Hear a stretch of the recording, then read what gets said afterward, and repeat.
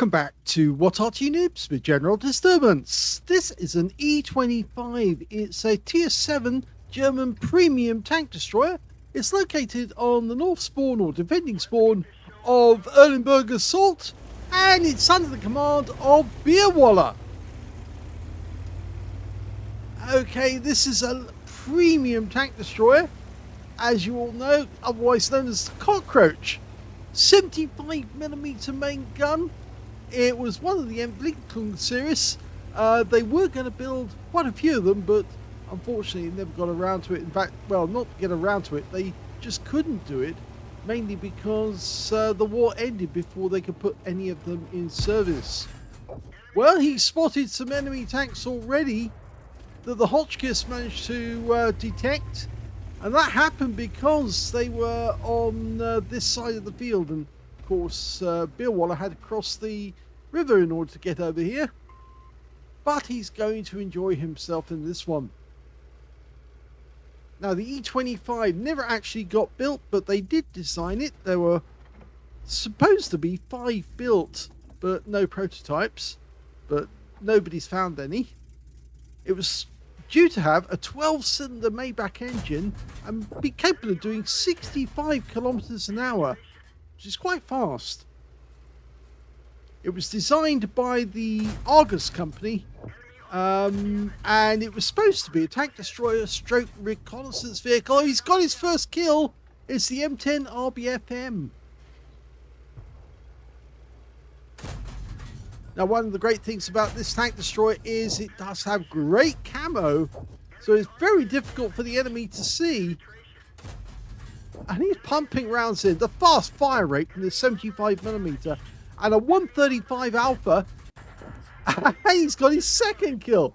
This time it was a Panther. It's a Tier 7 game with Tier 5 tanks in it.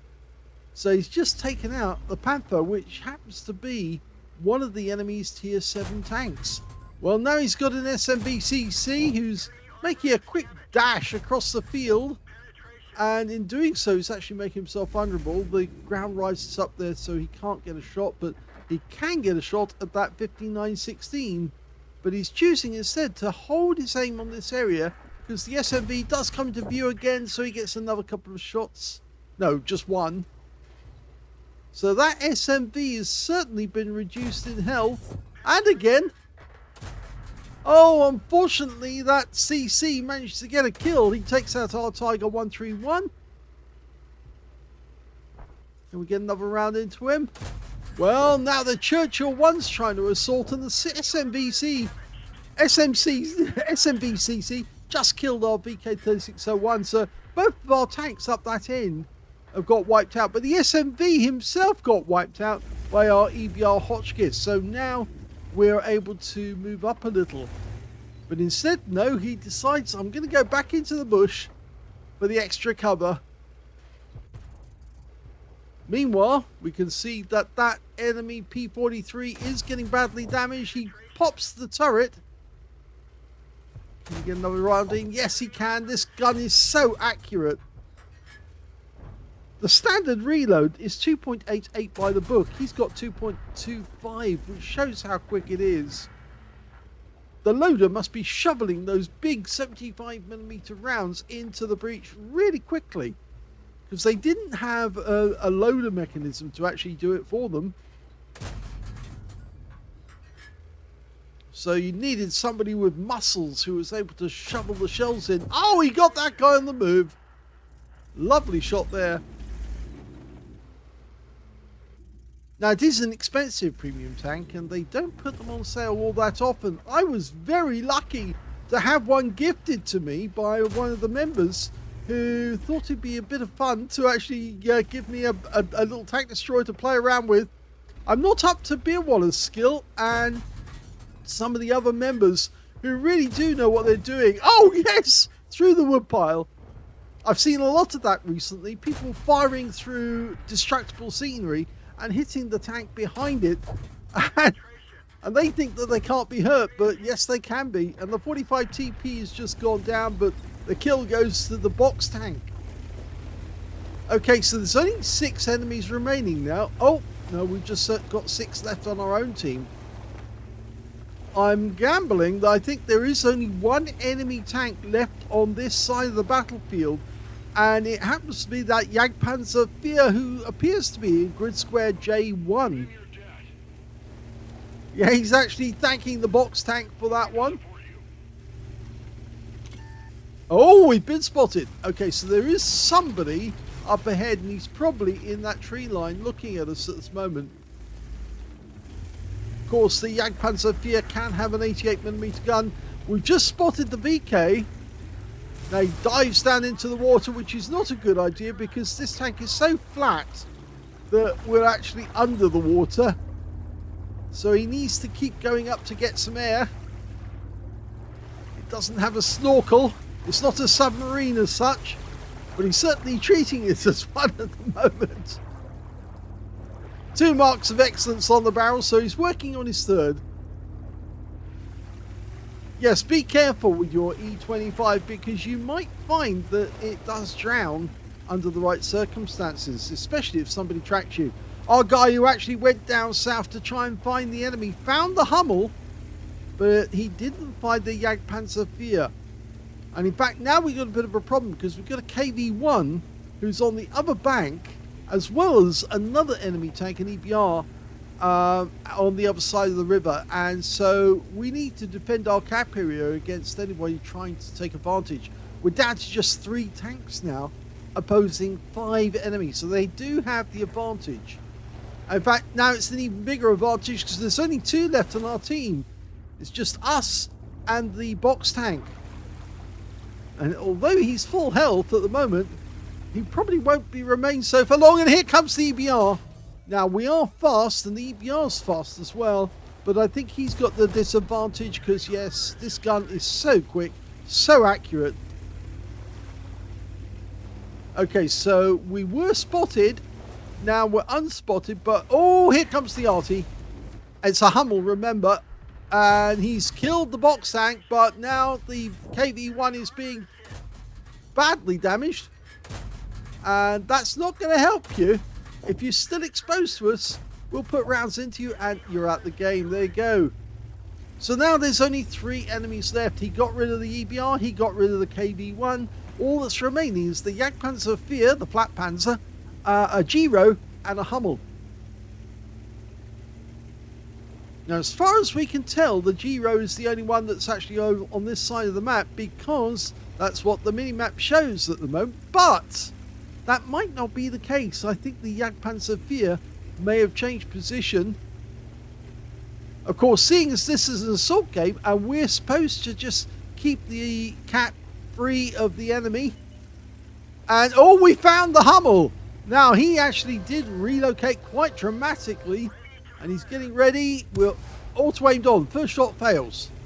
He adjusts. He's trying to avoid the shot from the Hummel, who's got the long, big gun, and a ram kills him. So, at least we got the kill. We lost a few hit points in the process. The Hummel driver will be happy about that. But the fact is that he's out the game, and now there's only 2 enemy remaining. And the enemy team have only got 1 minute 30 seconds to get the cap completed. Now both of them should have run immediately to the other end, to our cap. And they have started the cap, but only one has started. And there's insufficient time for him to cap out. So it must mean that the other is not far behind, because otherwise he wouldn't be capping. He'd be trying to get us with an ambush. Okay, so we're into the last minute. We can't see him from here, so we're going to have to go in close like the EBR did. They can't win. If it carries on like this, they won't be able to cap out in time.